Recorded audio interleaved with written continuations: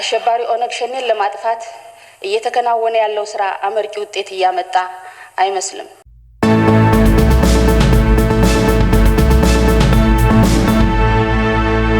እናመሰግናለን። ጥያቄ እንደሚከተለው በንባብ አቀርባለሁ። የኢትዮጵያ ዜጎች በየትኛውም የሀገሪቱ ክፍል ተንቀሳቅሰው የመኖር፣ የመስራት፣ ሀብት የማፍራት ህገ መንግስታዊ መብት አላቸው። ይሁን እንጂ አሁን እየታየ ያለው ግን ከሰላምና ጸጥታው መደፍረስ ጋር ተያይዞ ዜጎች በነጻነት ከቦታ ቦታ መንቀሳቀስ ላይ ችግሮች ይታያሉ። በተለይ ከተለያዩ አቅጣጫዎች ወደ አዲስ አበባ የሚገቡ ዜጎች እንዳይገቡ ይደረጋሉ። ዓላማውም ከጸጥታ አንፃር ቢባልም ግለሰቦች አላግባብ እየተጠቀሙበት አይደለም ወይ? ዘላቂ መፍትሄውስ ምንድነው? በተጨማሪም በየመንደሩና በየአካባቢው ጉልበተኛ ነን የሚሉ ግለሰቦችና ቡድኖች በገመድ ኬላ እየሰሩ የኮቴ ክፈሉ እያሉ ህዝቡ በነጻነት ተንቀሳቅሶ እንዳይሰራ እያደረጉት እየበዘበዙት ይገኛሉ። ስለዚህ ክቡር ጠቅላይ ሚኒስትር እነዚህ የዜጎች ከቦታ ቦታ ተዘዋውረው የመስራት፣ ሀብት የማፍራት፣ በነጻነት የመንቀሳቀስ መብት በህገ መንግስቱ መሰረት የሚረጋገጠውና ተግባር ላይ የሚውለው መቼ ነው? ቢብራራልን። አመሰግናለሁ። እናመሰግናለን። አሁንም በአንዳንድ ክልሎች እየታዩ ያለው ሁኔታ አሳሳቢ ነው። አሸባሪ ኦነግ ሸኔ በኦሮሚያ ክልል እያደረሰ ያለው መጠነ ሰፊ ጥቃት በክልሉ ውስጥ የሚኖረውን ህዝብ የመከራ ህይወት እንዲገፋ አድርጎታል። አሸባሪ ኦነግ ሸኔን ለማጥፋት እየተከናወነ ያለው ስራ አመርቂ ውጤት እያመጣ አይመስልም። አሁንም ቡድኑ በርካታ አካባቢዎችን በራሱ ቁጥጥር ስር አድርጎ ተጨማሪ ጥቃት እያደረሰ ነው። በመንግስት ስር ያለው የአመራር መዋቅር መረጃ ለጠላት አሳልፎ በመስጠት በየጊዜው ኦፕሬሽኖች እንዳይሳኩ በማድረግ እንደሚያደርግ ይነገራል። ይህንንም ለማስተካከል ምን ተጨባጭ እርምጃ እየተወሰደ ነው? የኦነግ ሸኔ የትጥቁ ምንጭስ ምንድነው? መንግስት ይህንን የአሸባሪ ቡድን ለማስወገድ የተከተለው አቅጣጫ ትክክል ነው ብሎ ያምናል ወይ? ችግር በሚታዩባቸው የኦሮሚያ ዞኖች ዘላቂ ሰላምን ለማስፈን መንግስት ምን አቅዶ እየሰራ ነው? በተለይ በወለጋ በየጊዜው ንጹሃን ይገደላሉ። ከኦነግ ሸኔ ነፃ መውጣት አልቻለችም። ሰዎች እየታገቱ መኪኖቻቸው እየተቃጠሉ ታጋቾችን መያዣ በማድረግ በሚሊዮን የሚቆጠር ገንዘብ እየተጠየቀ ነው። ክቡር ጠቅላይ ሚኒስትር የኦነግ ሸኔን ጉዳይ መንግስት የሰሜኑን ግጭት ለመፍታት በተከተለው መንገድ ነው ወይስ በኃይል ብቻ ለመፍታት እየሰራ ነው የሚል ነው? አመሰግናለሁ። ወደ ዋና ጥያቄ ሲገባ አሁንም የፍላጎትና አቅርቦት ያለመጣጣም መኖሩ እንዲሁም በቀረቡ አቅርቦትም ላይ በተለያዩ አሻጥሮች ህዝቡ በኑሮ ውድነት እጅግ እየተሰቃየ ያለ ሲሆን ለአብነት የኢንዱስትሪ ውጤቶች ማለትም የሲሚንቶ፣ ብረት፣ የመሰረታዊ ሸቀጦች አቅርቦት ችግርና ዋጋ መወደድ የግብይት ሰንሰለቱ በማዛባት ምክንያታዊ ያልሆነ የዋጋ ጭማሪ በማድረግ የተደራጀ አሻጥር፣ ደባና ሌብነት በጥቂት ራስ ወዳድና ህሊና በማይወቅሳቸው ግለሰቦች በሀገርና በህዝብ ላይ በደል እየተፈጸመ ይገኛል። እንዲሁም ምግብና የምግብ ነክ ዋጋዎች መናር፣ የወጣቶች የስራ አጥነት ችግር ህብረተሰቡን እጅግ የሚፈታተኑ ሆነው ቀጥለዋል። ክቡር ጠቅላይ ሚኒስትር ችግሩን ከአጭር ጊዜ አኳያና በዘላቂነት ለመፍታት ምን እየተሰራ ነው? በተለይም የመንግስት ሰራተኞችና በጡረታ ገቢ የሚተዳደሩ ዜጎቻችን ኑሮ መቋቋም ስላልቻሉ ምን የታሰበ ነገር አለ? አመሰግናለሁ። ከተለያዩ ከፍተኛ የትምህርት ተቋማት በመቶ ሺዎች የሚቆጠሩ ተመርቀው ስራ ፈላጊ ወጣቶች አሉን። ክቡር ጠቅላይ ሚኒስትር ለዚህ ችግር ዘላቂ መፍትሄ ለመፈለግ ምን ታስበዋል? ከማንስ ምን ይጠበቃል? አመሰግናለሁ። የማቀርበው አንድ ጥያቄ የሚከተለው ነው። ኢትዮጵያ በማህበረ ኢኮኖሚ ደረጃ ኋላ ቀር እንድትባል ካደረጉት ጠንቆች አንዱ የመልካም አስተዳደር ችግር ነው። ከዚህ ለመላቀቅ ኢትዮጵያ ብዙ ዋጋ ከፍላለች። ብልሹ አስተዳደር በመታገል ብዙ ሺህ ዜጎች ወድቀውባታል። የዛሬው የለውጥ ኃይልም የዚያ መስዋዕትነት ውጤት ነው። ይሁን እንጂ የለውጥ ኃይሉ ራሱ ደግሞ በብልሹ አስተዳደር ተዋናዮች እጅጉን እየተፈተነ ይገኛል። የለውጥ ሂደቱም ከባድ ፈተና ላይ ስለመውደቁ ከዕለት ወደ ዕለት እየተከማቸ ያለው የሕዝብ የመልካም አስተዳደር ጥያቄ አንዱ መገለጫ ነው። ከዚህ የተነሳ ሕዝቡ ከለውጥ ኃይሉ ወሳኝ አፋጣኝና ተግባራዊ ምላሽ እየጠበቀ ነው። አንድ ተጨባጭ ምሳሌ ከደረሰብኝ እንድጠቅስ ቢፈቀድልኝ፣ እኔ የሕዝብ ተወካዮች ምክር ቤት አባል ሆኜ በተመረጥኩበት በገደኦ ዞን በይርጋ ጨፌ ወረዳ የመንግስት የጤናና የትምህርት ተቋማትን በተወካይነቴ እንዳልጎበኝ በወረዳው አስተዳዳሪ ተከልክያለሁ።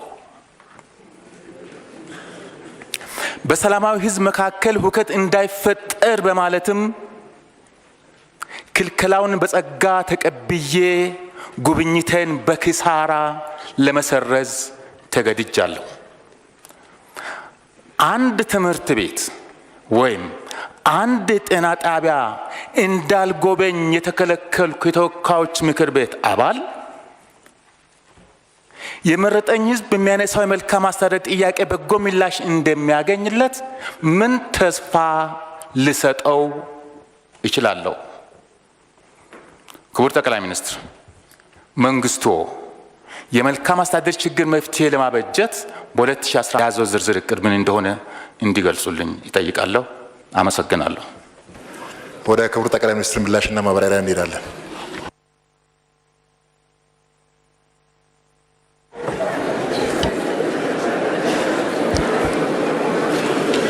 እሺ፣ አመሰግናለሁ። የተከበሩ አፈ ጉባኤ፣ የተከበራችሁ የምክር ቤት አባላት፣ ክብርት ፕሬዝዳንት በሁለቱ ምክር ቤት መክፈቻ ላይ ያቀረቡትን ንግግር አስመልክቶ እንዲሁም ተጨማሪ ሀሳቦችን ምላሽ ለመስጠት እድል ስላገኙ እጅግ አድርጌ አመሰግናለሁ። በተቻለ መጠን የተነሱ ጥያቄዎችን አድሬስ ለማድረግ እሞክራለሁ።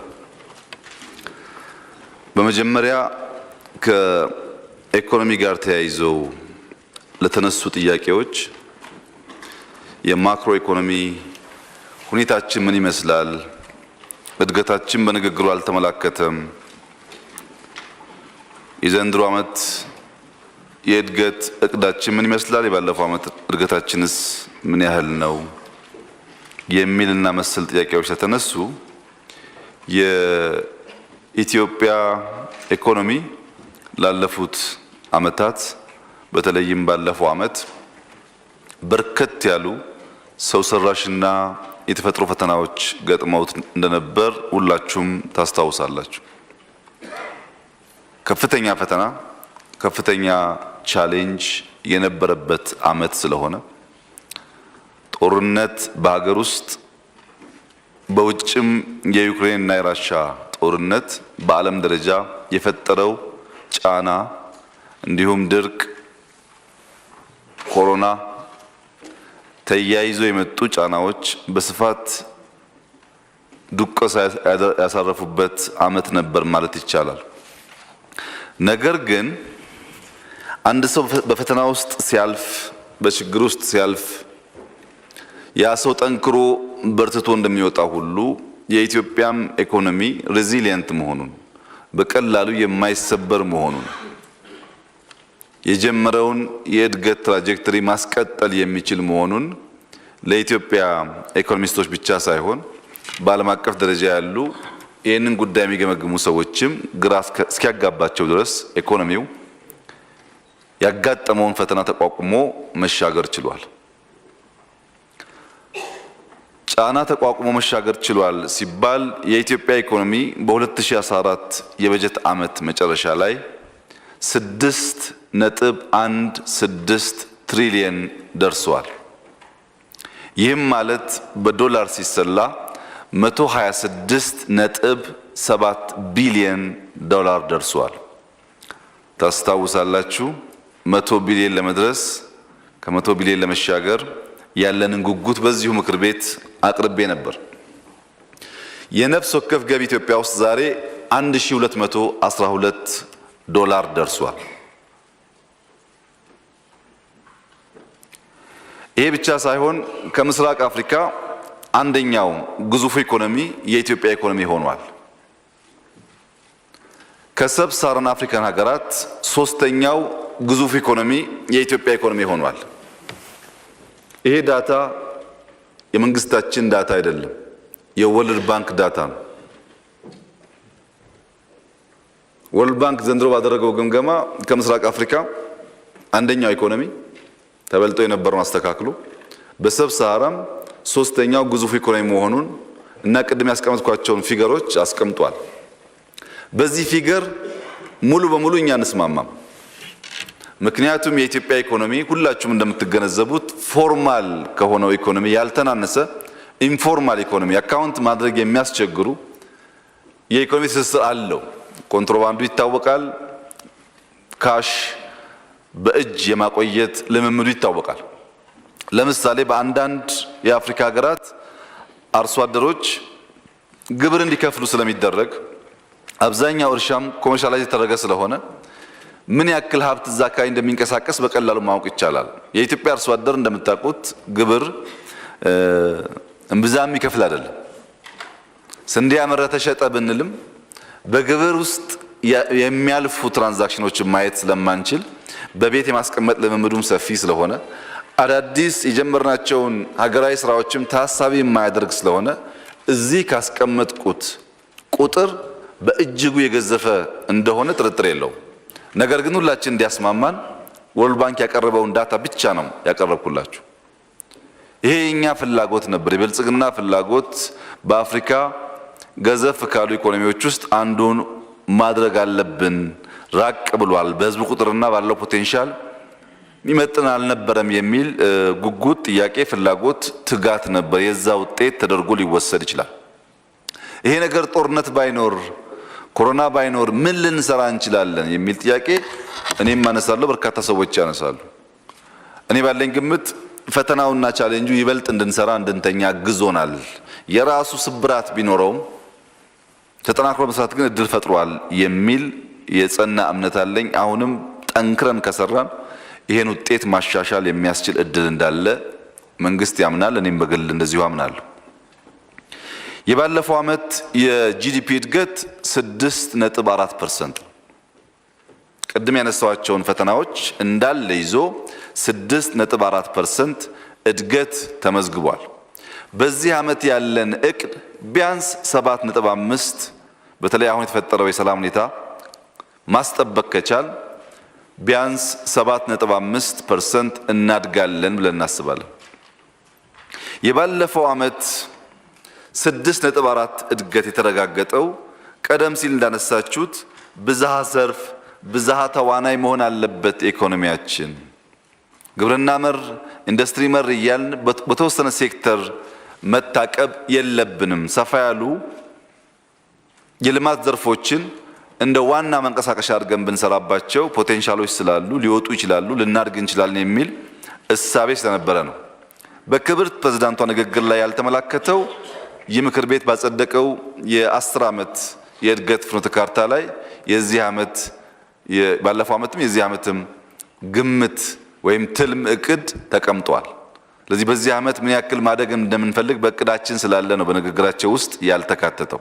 ነገር ግን አሁን ካለው ሁኔታ ጋር ተያይዞም ከመጣ ሁኔታ ጋር ቢያንስ 7.5% እድገት ይጠበቃል በዚህ ዓመት። የባለፈውን ዓመት 6.4% እድገት በተወሰነ ሴክተር ከፍለን ብናይ አንደኛው ግብርና ነው። 6.1% እድገት አስመዝግቧል።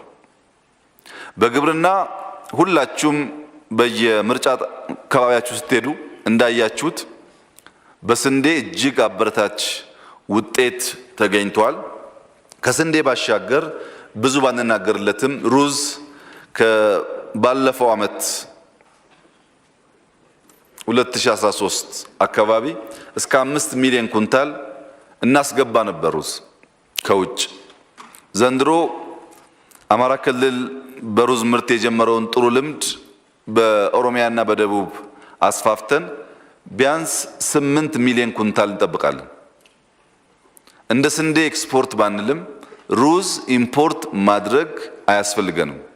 በሀገር ውስጥ ሩዝ ለማምረት የሚያስችል በሀገር ውስጥ ያለው ሩዝ የተመረተው ሩዝ ለመጠቀም የሚያስችል ቁጥር እንዳለ ዘንድሮ ማየት ተችሏል።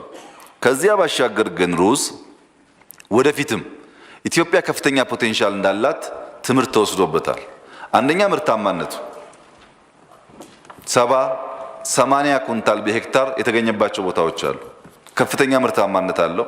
ሁለተኛ የሚጠቀምበት አካባቢ ከዚህ ቀደም በስፋት ለእርሻ ፐርፐዝ ያልዋሉ ቦታዎችም ጭምር ማስፋት ስለሚቻል ሩዝ በሚቀጥሉት ዓመታት ልክ እንደ ስንዴው በከፍተኛ እመርታ ወደ ኤክስፖርት የሚያድግ እንደሚሆን ይጠበቃል። ዘንድሮ ግን ቢያንስ ከውጭ የምናስገባውን ለማስቀረት የሚያስችል ውጤት ተገኝቷል።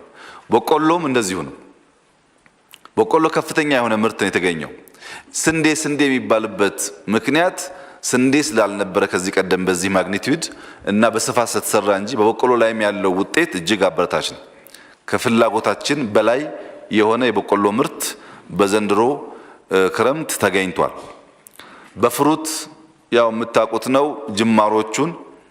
በቅርቡ አንድ ቦታ ላይ የዛሬ 7 ወር ተኩል 8 ወር የተተከለ ፓፓያ ከአንድ ግንድ እስከ 80 እስከ 90 ፍሬ የሚያበቅል ፓፓያ ከአንድ ዓመት ባነሰ ጊዜ ውስጥ በ7 ሄክታር ላይ ለማ ማየት ችያለሁ።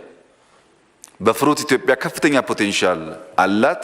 ጅማሯችን የግብርና ሴክተሩ እድገት እንዲያመጣ አድርጓል። ቡና ባለፉት 4 ዓመታት ከ4.7 ቢሊየን በላይ በግሪን ሌጋሲ ውስጥ ከተቀመጠው ቁጥር ውጪ ከ4.7 ቢሊየን በላይ አዳዲስ ችግኞች ቡና ተተክሏል። ዘንድሮ የቡና ምርት ከአምናው ከ20% በላይ እድገት ይጠበቃል። እነዚህ ተደምረው ሲታዩ በኤክስፖርቱ በምግብ ራስ በመቻልም አጠቃላይ ግብርናን በማሳደግ ደረጃ ከፍተኛ ሚና ነበራቸው። ግብርና ላይ የጀመርነው ስራ የእናንተም ድጋፍ የመንግስት ቁርጠኛ አመራር ተጠናክሮ ከቀጠለ ኢትዮጵያን የዳቦ ቅርጫት ማድረግ የሚያስችል መሰረት እንዳለ ያመለክታል። ነገር ግን አሁንም ጅማሮ ነው። መስራት ከሚገባን በእጅጉ ገና ሩቅ ነው ያለነው። ዋናው ፍላጎታችን ገበሬንና በሬን መለያየት ነው። ገበሬና በሬ ከመሬት ጋር ባለ ከእርሻ ጋር ባለ ትስስራቸው ተላቀው በሌላ መንገድ ለምግብነት የሚውል የደለበ በሬ ማርባት ማዘጋጀት የገበሬ ስራ ሊሆን ይችላል። ነገር ግን ለእርሻ ፐርፐዝ በሬን እየገፉ ማረስ የሚቀርበት ደረጃ እስከምንደርስ በግብርና የተጀመረው ጥረት መቀጠል ይኖርበታል። ከዚህ አንጻር ብዙ ስራ ይጠበቅብናል።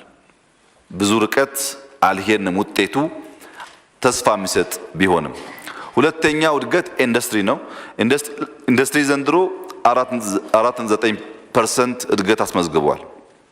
ኢንዱስትሪ ከአምናው በተወሰነ ደረጃ ቅናሽ አሳይቷል። ቅናሽ ያሳየበት ምክንያት በኮንስትራክሽን ዘርፍ ከሲሚንቶ ጋር ተያይዞ ያለው እድገት ያዝ የተደረገ ስለሆነ እንደ አምናው ስላልሆነ አጠቃላይ ኢንዱስትሪው ላይ ያሳደረው ጫና ቢኖርም በማኒፋክቸሪንግ ግን ጥሩ ውጤት ተገኝቷል። በተለይ ኢትዮጵያ ታምርት በሚለው የኢንዱስትሪ ሚኒስቴር የጀመረው እጅግ ተስፋ ሰጪ ስራ በርከት ያሉ የቆሙ ኢንዱስትሪዎች ስራ እንዲጀምሩ ለማድረግ ጥረት በመደረጉ በማኒፋክቸሪንግ የተሻለ ውጤት ተገኝቷል። በዚህ ዓመት ይህንኑ ጥረት በከፍተኛ ደረጃ በማጠናከር እድገቱን ከፍ ለማድረግ ጥረት ይደረጋል። ሶስተኛው ሰርቪስ ነው። ሰርቪስ 7.6% እድገት አስመዝግቧል። ድርሻውም ከአጠቃላይ ጂዲፒ ከፍተኛ ነው። ሰርቪስ ውስጥ ብዙ የሚጠቀሱ ሴክተሮች ያሉ ቢሆንም ዋና ዋናዎቹ አንደኛ የኢትዮጵያ አየር መንገድ ነው። የኢትዮጵያ አየር መንገድ ከኮሮና ጊዜ ጀምሮ የነበረውን ጫና ተቋቁሞ ተደራሽነቱን እያሰፋ የአፍሪካ ኩራት የኢትዮጵያ ኩራት መሆን በመቻሉና ትርፋማ ስለሆነ አንዱ የሰርቪስ የትራንስፖርት ሴክተሩን ከፍ ያደረገው የኢትዮጵያ አየር መንገድ ነው። ሁለተኛው ኢትዮ ቴሌኮም ነው። ኢትዮ ቴሌኮም በለውጡ ማግስት 37 ሚሊዮን ገደማ ሰብስክራይበር ነበረው። ዛሬ 68.9 ሚሊዮን ሰብስክራይበር አለ። ከፍተኛ እምርታ ከታየባቸው ሴክተሮች አንዱ ኢትዮ ቴሌኮም ነው። የሰብስክራይበር ቁጥር ብቻ ሳይሆን በዚያው ልክ ተደራሽነት፣ በዚያው ልክ ትርፋማነትም አድጓል። በግጭት ምክንያት የተስተጓጎሉ ቦታዎች ቢኖሩ አምና የምታስታውሱት የጀመርነው የሞባይል ባንኪንግ እንኳን እንደ ምሳሌ ቢወሰድ 25.5 ሚሊዮን ሰዎች በቴሌብር መጠቀም ጀምረዋል። 25.5 ሚሊዮን በአንድ ዓመት ውስጥ እጅግ የሚያበረታታ ውጤት ነው። በእነዚህ ሰዎች የነበረው ትራንዛክሽን ግን ከ134 ቢሊዮን ብር በላይ ነው። ቴሌብር እያደገ ብዙዎችን እያገናኘ በቀለጠፈ መንገድ ሰርቪስ ለመስጠት እድል እየከፈተ መሆኑን ያመላክታል። ከዚሁ ከቴሌ ጋር ተያይዞ አንደኛው የእድገታችን ምሰሶ ቴክኖሎጂ አይሲቲ ስለሆነ ባለፉት ዓመት ተኩል ገደማ በ20 የሚጠጉ የመንግስት መስሪያ ቤቶች ከ40 በላይ ሰርቪስ ኦቶሜት ተደርጓል። ለምሳሌ ትራፊክ ሲቀጣን ከዚህ ቀደም መንጃ ፈቃዳችን ተወስዶ ቢሮ ሄደን የምንከፍለው አሁን ሲቀጣን በስልካችን ከዚያው ቦታ እንከፍላለን። እንደዚህ አይነት ሰርቪሶች በመንግስት ከ40 በላይ በግል ኩባንያዎች ከ200 በላይ ሰርቪስ መስጠት ተጀምሯል። በቴሌኮሙኒኬሽን ብቻ እያንዳንዱ ተቋም በራሱ ሶፍትዌር ዴቨሎፕ አድርጎ የሚሰራውን አያካትትም። ይሄ ኦቶሜሽን ስራ እና እድገት ለሰርቪስ ኢንዱስትሪው ማደግ የራሱን አስተዋጽኦ አድርጓል። ሶስተኛው ፋይናንስ ነው። ሰርቪስ ላይ ትርጉም ያለው እድገት እንድናስገኝ ያደረገው የፋይናንስ ሴክተሩ ነው። የፋይናንስ ሴክተር በ21% አድጓል። የፋይናንስ ሴክተር አጠቃላይ ያለው ሀብት 2.3 ትሪሊየን ብር ደርሷል። ታስታውሳላችሁ፣ ትሪሊየን ተሻገርን ያልንበትን ጊዜ እዚሁ ፓርላማ ውስጥ የፋይናንሻል ሴክተር ብቻ 2.3 ትሪሊየን አጠቃላይ ሀብት መያዝ ችሏል። ቅድም በቴሌኮም 25.5 ሚሊዮን ሰዎች የቴሌብር ደንበኛ ሆነው ይጠቀማሉ ያልኳችሁን በባንክ አገልግሎት ግን 82.2 ሚሊዮን ደፍተሮች፣ አንዳንድ ሰው 5ም 10ም ስለሚኖረው በሰው ሊለካ አይችልም። ደፍተሮች ከ80 ሚሊዮን በላይ የባንክ ደንበኞች ተፈጥረዋል። በዚህም በዲፖዚት መልክ ባንክ በዚህ ዓመት የተቀመጠው 1.6 ትሪሊየን ብር ነው። የፋይናንሻል ሴክተሩ በከፍተኛ ደረጃ እምርታ እያሳየ መሆኑን ያመላክታል። ብድር በዚህ ዓመት 29% ነው ያደገው። አምና ከነበረው 353 ቢሊዮን ብር ብድር ተሰጥቷል። ይህ የፋይናንሻል ሴክተር እድገት የቴሌኮሙንና የኢትዮጵያ አየር መንገድን ጨምሮ የሰርቪስ ኢንዱስትሪው በከፍተኛ ደረጃ እንዲያድግ አስችሏል። በዚህም ዓመት ተጠናክሮ እንደሚቀጥል ተስፋ ይደረጋል። ከዚሁ ጋር ተያይዞ ፕሮጀክቶቻችን ሁሉም ማለት በሚቻል ደረጃ እጅግ ፈታኝ የሆነ ጊዜ ቢሆንም ሜጋ የሚባሉ ፕሮጀክቶቻችን በሙሉ በገባነው ቃል መሰረት እየተፈጸሙ መሆናቸውን እናንተም ስለምታውቁ ዘርዘር አድርጌ መግለጽ አይኖርብኝም። ሁሉም ቃል የገባናቸው ፕሮጀክቶች ጊዜያቸውን ጠብቀው ሪቫን እየቆረጥን እና ሰርቪስ እየሰጡ ይቀጥላሉ። ለዚህ መንግስት ከፍተኛ የሆነ ርብርብ አድርጓል። ውጤቱም እጅግ ተስፋ የሚሰጥ ነው እና አጠቃላይ ማክሮው አምና 6.4 ዘንድሮ ቢያንስ 1% በላይ ጨምሮ 7.5% እድገት ያስመዘግባል ተብሎ ይጠበቃል። የሁላችንን ርብርብ ከታከለበት ይሄ ውጤት ሊመዘገብ እንደሚችል ይታመናል። ከዚሁ ጋር ተያይዞ የዋጋ ግሽበትን በሚመለከት የሸቀጦች አቅርቦት መዛነፍን በሚመለከት የተነሳ ጥያቄ አለ። የዋጋ ንረት የዓለም ሁሉ ፈተና ነው። በሚዲያ እንደምትሰሙት በማደግ ላይ ያሉ ብቻ ሳይሆኑ ያደጉ የበለጸጉ ሀገራትም ጭምር ዘንድሮ በዋጋ ንረት ምክንያት ብዙ ፈተና ቻሌንጆች ገጥሟቸዋል።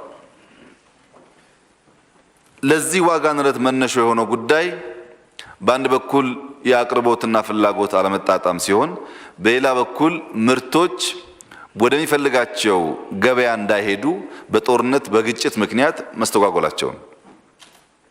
ይሄ በዓለም ላይ ያለው ፈተና ለኛ ደግሞ ለኢትዮጵያ ማክሮ ኢንፍሌሽን ስብራት ነው። የዋጋ ግሽበት የማክሮአችን ስብራት ነው። ብዙ ውጤት ያመጣንባቸው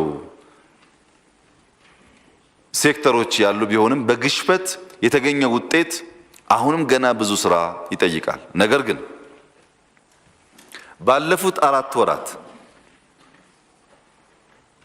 የኢትዮጵያ ኢንፍሌሽን የዋጋ ግሽበት እያደገ ሳይሆን ዲክሪዚንግ ሬት ላይ ነው ያለው። የ4 ዓመት የስታቲስቲክስ ውጤት የሚያሳየው ኢንፍሌሽን በዲክሪዚንግ ሬት ላይ እንዳለ በመቀነስ ሂደት ላይ እንዳለ ነው የሚያመላክተው።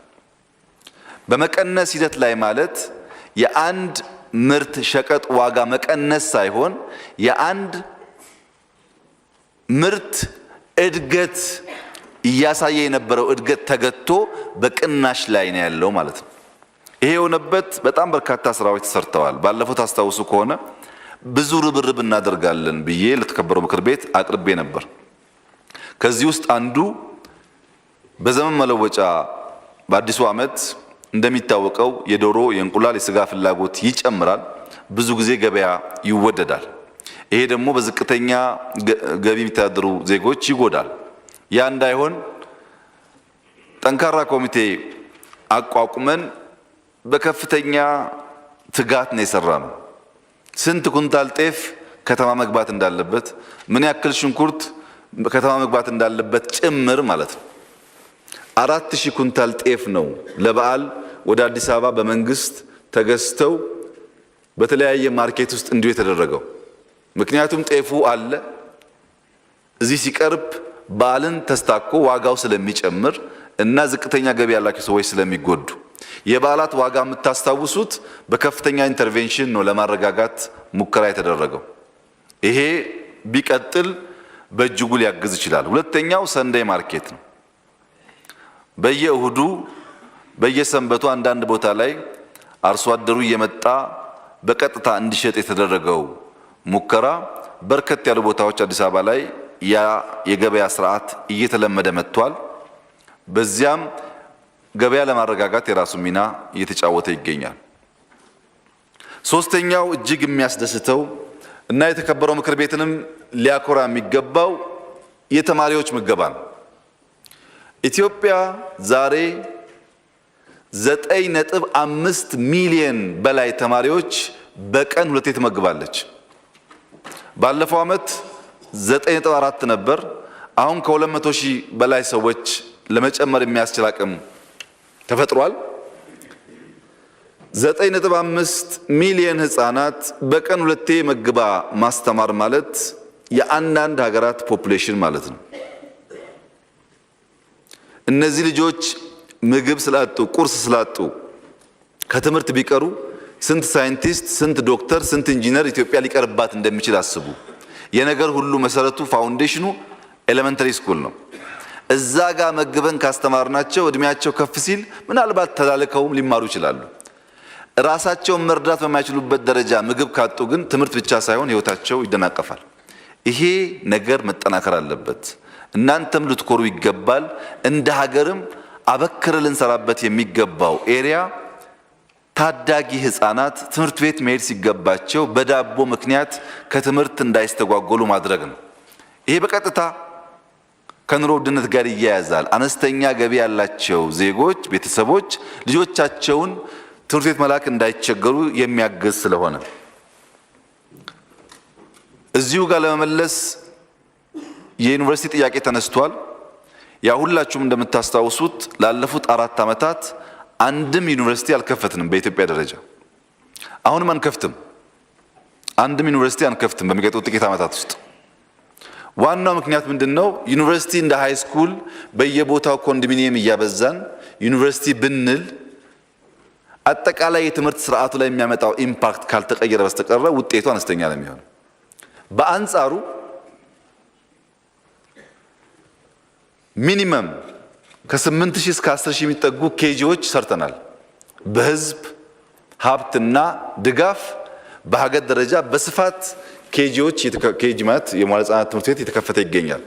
እዛ ያልተማረ ተማሪ ዩኒቨርሲቲ ሲደርስ የሚያመጣው ውጤት ውስን ስለሚሆን ታች ላይ ያሉትን አበክረን ገንዘቡን ወደዛ ብናወርደው አቅሙን ጊዜውን ብናወርደው ስለሚሻል በርከት ያለ ኤሌመንተሪ ስኩል በርከት ያለ ሃይ ስኩል ገንብተናል። የቀዳማዊ እመቤት ኦፊስ ብቻ 28 ሃይ ስኩል ገንብቷል። በሚቀጥሉት 4 ዓመታት የመንግስት ትኩረት ኬጂ ላይ ኤሌመንተሪ ላይ ሃይ ስኩል ላይ አስተማማኝ መሰረት መጣል ይሆናል። ዩኒቨርሲቲዎችስ ዩኒቨርሲቲ መምሰል አለባቸው። የጀመሩ አሉ፣ ከዚህ ቀደም የነበረውን ምስል የቀየሩ አሉ። ለምሳሌ የቦንጋ ዩኒቨርሲቲ የዩኒቨርሲቲ ቅርጽና ምስል የያዘ ነው። በብሎኬት ቁጥር ከብዙዎቹ ያንሳል። ብሎኬት የለውም፣ ግንብ የለውም። ነገር ግን ግቢ ውስጥ የገባ ተማሪ ከተፈጥሮ ጋር ተስማምቶ ሀብት እንዴት እንደሚፈራ አውቆ አፈር አብኩቶ እንዴት ማደግ እንደሚቻል ተምሮ ይወጣል።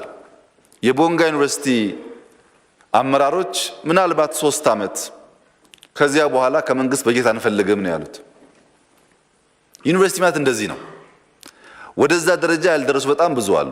በእርግጥ አሁን ምናልባት በ2-3 ወር ጊዜ ውስጥ የአዲስ አበባ ዩኒቨርሲቲ ከዚህ ቀደም እንዳነሳውላችሁ ሙሉ በሙሉ ኦቶኖመስ ሆኖ ይወጣል ከመንግስት ዩኒቨርሲቲዎች ካታጎሪ ውስጥ ማለት ነው።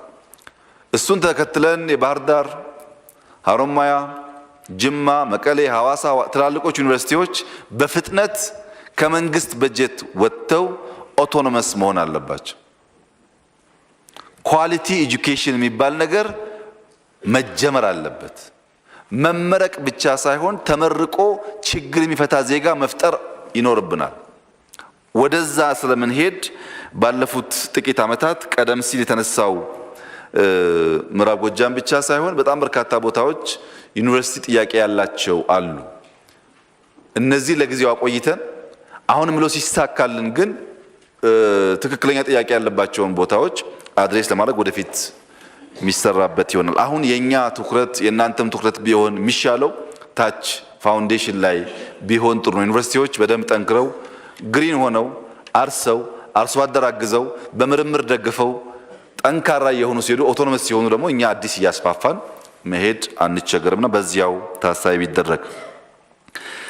ዋናው ፖይንቴ ግን ኢንፍሌሽን ስለነበረ ኢንፍሌሽን ውስጥ ሌላው ማዕድ ማጋራት ነው። ማዕድ ማጋራት ምን ያክል ሰው እየጠቀመ እንደሆነ በየአካባቢያችሁ የምታስተውሉ ይመስለኛል። በተለይ አዲስ አበባ ላይ ግን ምንም ገቢ የሌላቸው ከ30,000 በላይ ሰዎች በየቀኑ ልክ እንደ ሆቴል ሄደው 11 ገደማ መመገቢያ ቦታዎች ውስጥ ይመገባሉ። ሄደው ሰዓት ሲደርስ እንጀራ በወጥ ይበላሉ። ሄዳችሁ አይታችሁ ከሆነ አላውቅም። 33 ነው 50፣ 100፣ 200 ሺህ ማድረግ አለብን፣ ማስፋት አለብን። ግን ቀላል ነገር አይደለም። 30,000 ሰው ስለ ምሳው ሳያስብ ሄዶ የሚበላበት ስፍራ አበጅተን ምግብ ማቅረብ መቻላችን ትልቅ እድገት ነው። ከዚህ ባሻገር በየሰፈሩ በየሃይማኖት ተቋማቱ በየኩባንያው በማዕድ ማጋራት የሚታገዙ ሰዎች አሉ። እሱም በተወሰነ ደረጃ የሚያግዘው ነገር አለ። ይሄ ሁሉ ጥረት ተደርጎ ግን የገበያ ትስስር ችግር አለበት። ለምሳሌ ብላቴ ላይ በአንድ ዓመት ጊዜ ውስጥ ሙዝ፣ ፓፓያ ያመረቱ ሰዎች አዲስ አበባ ገበያ ጋር መተሳሰር ተቸግረው ይበሰብስባቸዋል፣ ይጥላሉ። ጨንቻና ጅማ ላይ በስፋት አፕል ተመርቶ ገበያ ሊቀርብ አይችልም። እኛ ግን አፕል ኢምፖርት እናደርጋለን። የገበያ ትስስሩ ላይ የተነሳው ጥያቄ በጣም ወሳኝና ብዙ ስራ የሚያስፈልገን መሆኑን ታሳቢ የሚደረግ የሚሰራበት ቢሆንም ኢንፍሌሽን ላይ ግን ባለፉት 4 ወራት የነበረው ውጤት ለማስቀጠል የሚያስችል ሙከራዎች እንዳሉ ያመለክታል። ኢንፍሌሽን ላይ ልክ እንደ ኮቪድ ነው። በኮቪድ ላይ ያመጣነውን ውጤት የተጎናጸፍነውን ድል መድገም እንችላለን። ኮሮና ሲመጣ ዓለም በሙሉ ሎክዳውን ነው ያለው። ዓለም በሙሉ ግቤን ከተማዬን ዘጋለሁ ነው ያለው። አንዘጋም፣ እንጠነቀቃለን፣ መሬት ግን ጦም አናሳድርም ብለን ያኔ የጀመርነው ስንዴ ነው ዛሬ ስለ ኤክስፖርት የተወራ ያለው። ኮሮናን እንደ ችግር ሳይሆን እንደ እድል መጠቀም ስለቻለ አየር መንገድ በዓለም ላይ ያሉ አየር መንገዶች ከሞላ ጎደል ኪሳራ ውስጥ ሲገቡ የኛው